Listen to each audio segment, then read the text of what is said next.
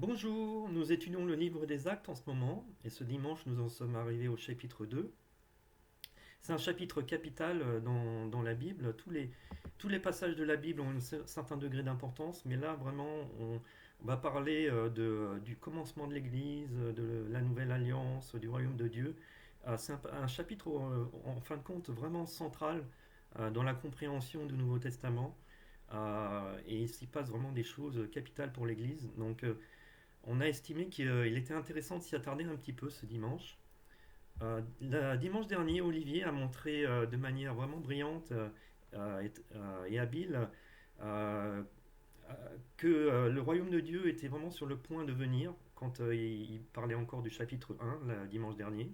Et donc, je vous encourage vraiment, si vous n'avez pas eu l'occasion de voir la vidéo d'Olivier de dimanche dernier, de la voir en premier, parce que ça vous donnera vraiment les bases de ce qu'on est en train d'étudier dans ce chapitre 2 d'Actes.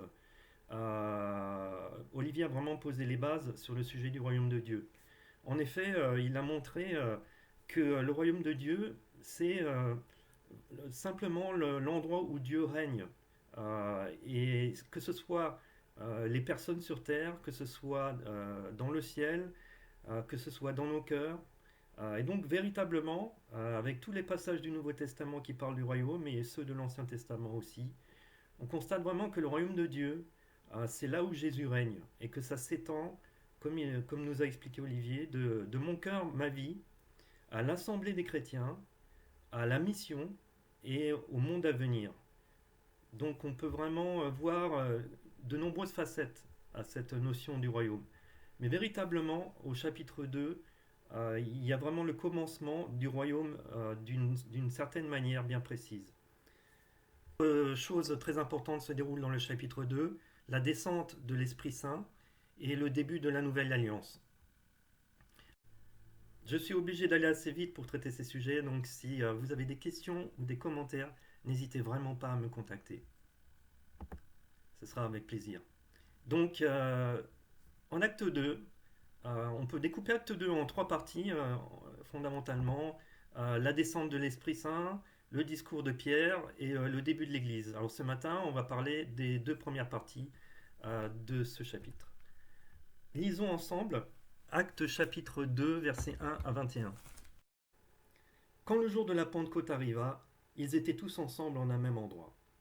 Tout à coup, il vint du ciel un bruit comme celui d'un vent violent qui remplit toute la maison où ils étaient assis. Des langues qui semblaient de feu leur apparurent, séparées les unes des autres, et elles se posèrent sur chacun d'eux. Ils furent tous remplis du Saint-Esprit et se mirent à parler en d'autres langues, comme l'Esprit leur donnait de s'exprimer. Or il y avait en séjour à Jérusalem des Juifs, hommes pieux venus de toutes les nations qui sont sous le ciel. À ce bruit ils accoururent en foule, et ils furent stupéfaits parce que chacun les entendait parler dans sa propre langue. Ils étaient tous remplis d'étonnement et d'admiration, et ils se disaient les uns aux autres, ces gens qui parlent, ne sont-ils pas tous galiléens? Comment se fait-il donc que nous les entendions chacun dans notre langue, notre propre langue maternelle? Parthes, Mèdes, Élamites, habitants de la Mésopotamie, de la Judée, de la Cappadoce, du Pont, de l'Asie, de la Phrygie, de la Pamphylie, de l'Égypte, du territoire de la Libye voisine de Cyrène, et résidents venus de Rome, juifs de naissance ou par conversion, Crétois et Arabes, nous les entendons parler dans notre langue des merveilles de Dieu. Tous remplis d'étonnement et ne sachant que penser, ils se disaient les uns aux autres, qu'est-ce que cela veut dire? Mais d'autres se moquaient et disaient, ils sont pleins de vin doux. Alors Pierre, debout avec les 11 apôtres, s'exprima d'une voix forte en ces termes. Hommes de Judée, et vous tous qui séjournez à Jérusalem, comprenez ce qui se passe, et prêtez l'oreille à mes paroles. Ces gens ne sont pas ivres comme vous le supposez, car il est 9 heures du matin. Mais maintenant se réalise ce qu'a dit le prophète Joël. Je vais vous laisser lire ce que le prophète Joël a dit. On va simplement aller au début du chapitre où le Saint-Esprit apparaît aux apôtres sous la forme de flammes qui se séparent les unes des autres et qui se posent sur eux, sur chacun d'eux. Et ils se mettent à parler en diverses langues. Et cet esprit qui est envoyé donc par Jésus, ça fait 10 jours qu'il n'est plus parmi eux parce qu'il est monté au ciel, 10 jours avant ce jour de Pentecôte où le Saint-Esprit arrive. Et on voit qu'il est sous la forme de langue, de feu. Le feu, souvent dans l'Ancien Testament, a représenté la présence de Dieu, notamment, vous savez très bien, dans le buisson ardent que Moïse a rencontré dans le désert. C'est sous cette forme-là que Moïse a rencontré Dieu. Et Dieu était dans la colonne de feu qui guidait ensuite les Israélites, avec Moïse aussi, dans le désert. Dieu était présent dans cette colonne. Si vous lisez Ésaïe 63, vous apprenez que c'était en fait le Saint-Esprit qui était présent dans cette colonne qui guidait les Israélites dans le désert. Et aussi dans le temple, il y avait, vous savez, le chandelier à 7 branches qui était présent dans le temple avec ses 7 flammes. Et ce chandelier représentait le Saint-Esprit en fait, parce que chaque partie du temple, chaque instrument du temple avait un rôle, représentait quelque chose par rapport à la spiritualité, et notamment par rapport à la Nouvelle Alliance. Et le chandelier représentait le Saint-Esprit sous la forme des 7 flammes. Et vous pouvez voir ça en Apocalypse, chapitre 4, verset 5, et aussi Apocalypse, chapitre 5, verset 6, si ça vous intéresse. Donc le feu et les flammes représentent souvent le Saint-Esprit dans la Bible. Là, le Saint-Esprit vient, entre dans les apôtres, et c'est la première fois que des personnes peuvent avoir le Saint-Esprit qui habite en eux. Euh, Chose qui est particulière à la Nouvelle Alliance, qui n'existait pas dans l'Ancienne Alliance. Dans l'Ancienne Alliance, les gens n'avaient pas le Saint-Esprit en eux. Et donc là, à partir d'Actes, on sait que la promesse est là, que si vous devenez un chrétien, vous avez le Saint-Esprit en vous. Et c'est ce qui est arrivé aux apôtres. Et cet esprit les a fait parler dans les langues des différents juifs qui étaient présents pour la fête de la Pentecôte à Jérusalem, qui venaient, entre guillemets, des 4 coins du monde, que vous voyez sur cette carte notamment, et qui parlaient les langues des différents pays, qui parlaient pas vraiment l'hébreu, et qui parlaient pas vraiment l'araméen. Et là, les apôtres qui ne connaissaient pas toutes ces langues, qui étaient des juifs qui connaissaient simplement l'araméen et peut-être un tout petit peu l'hébreu, euh, tout d'un coup étaient capables de leur annoncer l'accomplissement des prophéties en la personne de Jésus dans leur langue particulière à chacun d'entre eux. Et cela grâce au miracle du parler en langue que le Saint-Esprit était en train d'accomplir. Le miracle du parler en langue qu'on voit ici en Actes chapitre 2, qu'on voit un peu ailleurs dans les livres des Actes et qu'on voit dans les épîtres de Paul en particulier, c'est quelque chose qui n'existait pas encore jusqu'à Actes chapitre 2. C'est la première fois que des personnes parlent en langue. Ce parler en langue qui commence ici était un don qu'avaient les apôtres et qu'ils avaient la capacité de transmettre à certains disciples par l'imposition des mains. Ils pouvaient transmettre certains dons miraculeux et leur permettait donc ce don de parler en langue, de parler des langues étrangères. Et c'est l'inspiration de l'esprit qui parlait en eux en fait. C'était pas de leur propre initiative. Mais l'inspiration de l'esprit parlait en eux dans des langues qu'ils ne connaissaient pas pour pouvoir toucher des nouvelles personnes et voir qu'il est en train de se passer là en acte 2 à Jérusalem quelque chose qui en gros est exactement le contraire de ce qui s'est passé dans la tour de Babel, n'est-ce pas? À la tour de Babel, les êtres humains parlaient une seule langue et avaient l'arrogance de construire une tour qui pour eux allait atteindre jusqu'au Dieu, jusqu'au ciel, jusqu'au Dieu. Et Dieu, le vrai Dieu, le Dieu de la Bible, a détruit leur tour et les a dispersés dans le monde entier et leur a donné des langues différentes pour qu'ils aient du mal à se comprendre. Et là, Dieu, en acte 2 inverse complètement ce phénomène en permettant de nouveau aux hommes d'être unis dans un seul peuple, capables de se comprendre les uns les autres malgré ces langues. Et il est en train d'inverser, si vous voulez, ce problème que posent les différentes langues. Et un point que je voulais juste préciser par rapport à la tour de Babel, c'est que les hommes en Genèse, donc, qui voulaient construire la tour de Babel, leur idée, c'était pas, contrairement à ce qu'on croit très souvent, c'était pas d'atteindre Dieu. Non, leur idée, c'était que de construire une tour qui permettait à Dieu de descendre sur terre. En fait, ils construire une tour qui permettait à leur Dieu, Baal ou Marduk ou je ne sais quel autre nom de Dieu, de descendre du ciel en fait et de vivre parmi eux. Et leur intention, c'était que vraiment, véritablement, leur Dieu vienne parmi eux pour vivre parmi eux, pour les protéger, pour les servir, pour prendre soin d'eux, pour répondre à leurs besoins. Et ils s'imaginaient qu'ils pouvaient construire une tour qui allait atteindre le ciel et que Dieu allait descendre pour être avec eux. Et là, on voit vraiment, comment dire, que Dieu, par la Bible, montre que le véritable chemin vers Dieu est complètement inversé. Ce n'est pas à nous de construire une tour qui nous permettrait d'atteindre Dieu, que Dieu vienne descendre parmi nous, que Dieu soit impressionné par notre travail et soit, en acte 2, ce qu'on voit, c'est que finalement les disciples ont fait ce que Dieu leur a dit, de prier, ils ont prié, ils ont prié, ils ont cherché la volonté de Dieu dans les Écritures, dans l'Ancien Testament, comme on a vu au chapitre 1, et au moment voulu, au moment que Dieu avait promis, il a envoyé son esprit, qui est quelque part Dieu lui-même. Dieu est descendu lui-même du ciel pour vivre parmi les disciples. Je trouvais que ce point était intéressant à noter. Lire en Actes chapitre 2, donc à partir du verset 22, là vous voyez en photo ce que certains juifs en Israël considèrent comme étant la tombe de David. En réalité, c'est pas la tombe de David. Personne ne sait où est la tombe du roi David. Mais voilà, donc lisons ensemble. 22. Israélites, écoutez ces paroles. Dieu vous a désigné Jésus de Nazareth en accomplissant par lui au milieu de vous des miracles, des prodiges et des signes, comme vous le savez vous-même. Cet homme vous a été livré selon le projet défini et la prescience de Dieu.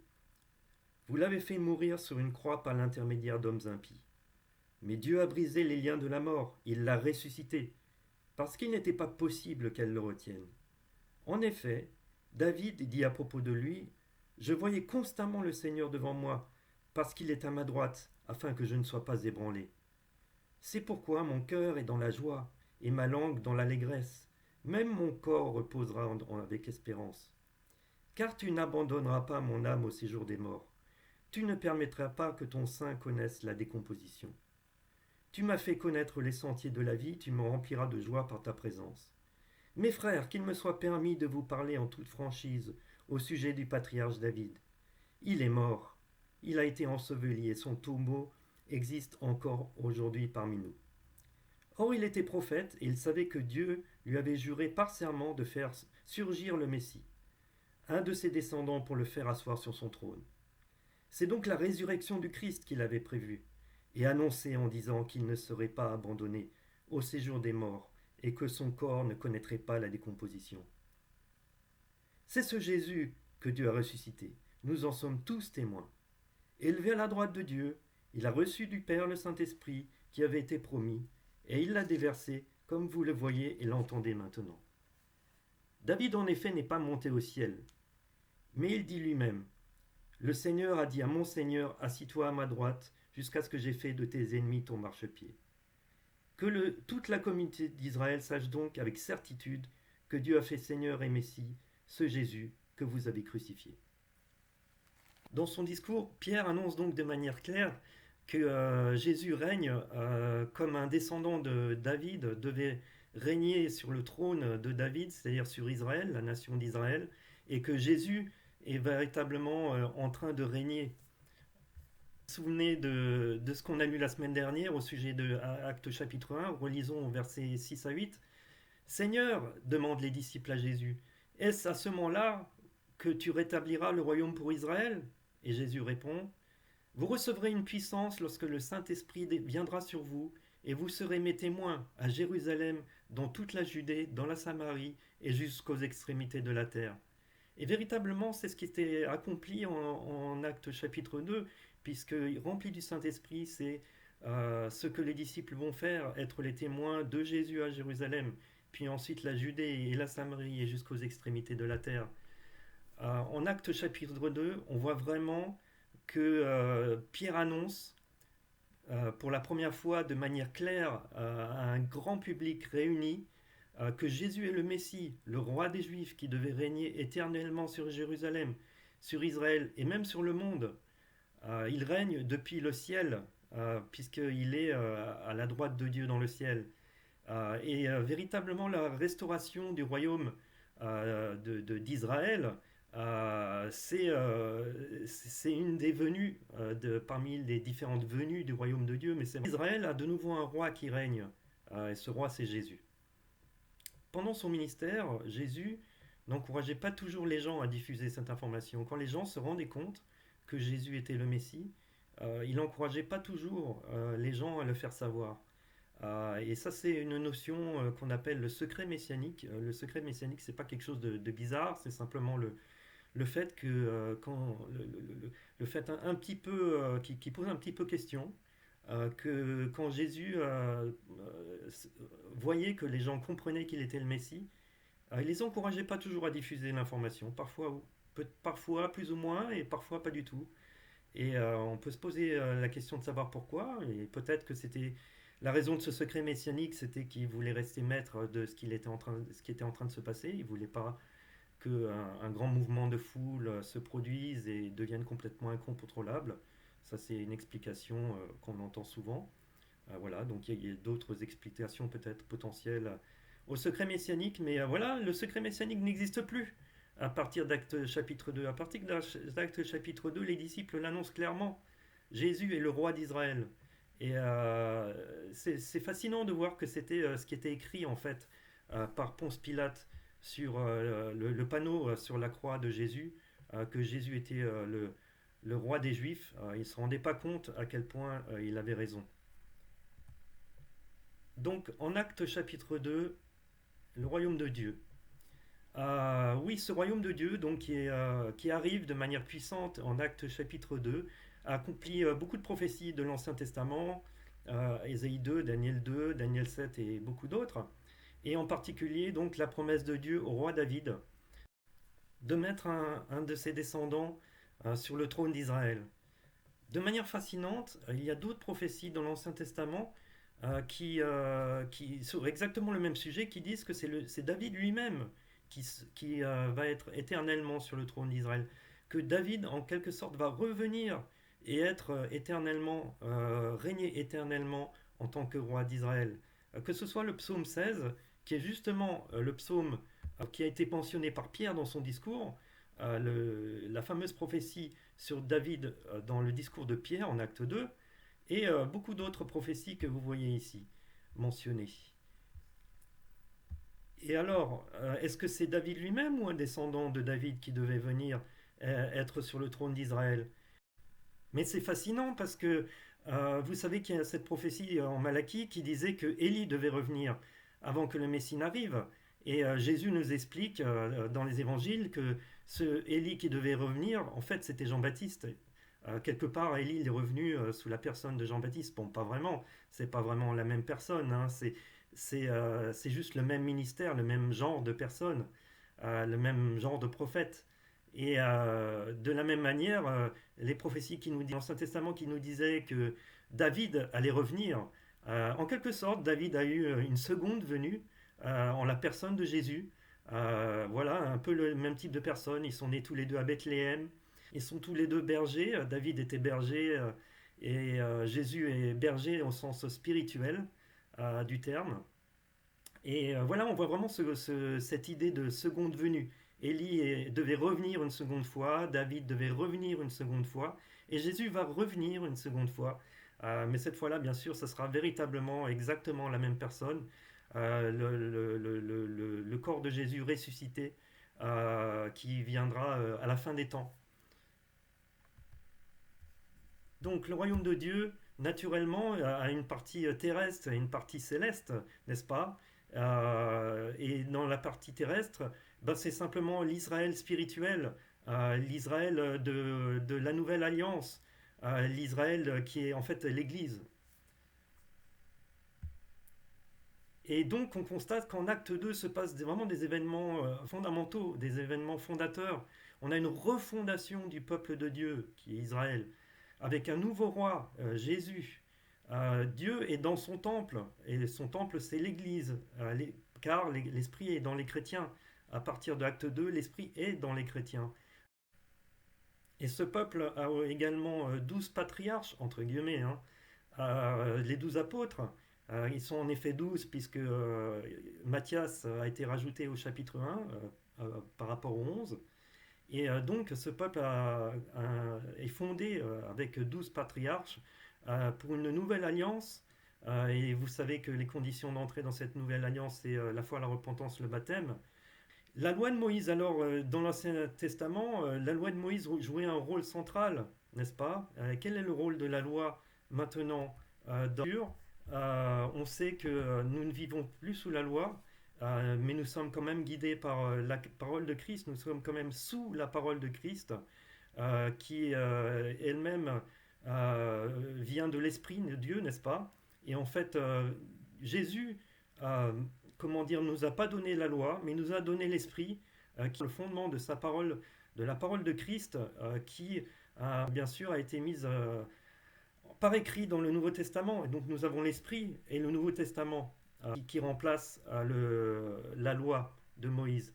Et c'est fascinant de voir que euh, autant la loi que l'Esprit sont venus un peu, comment dire, le même jour dans le calendrier des Juifs.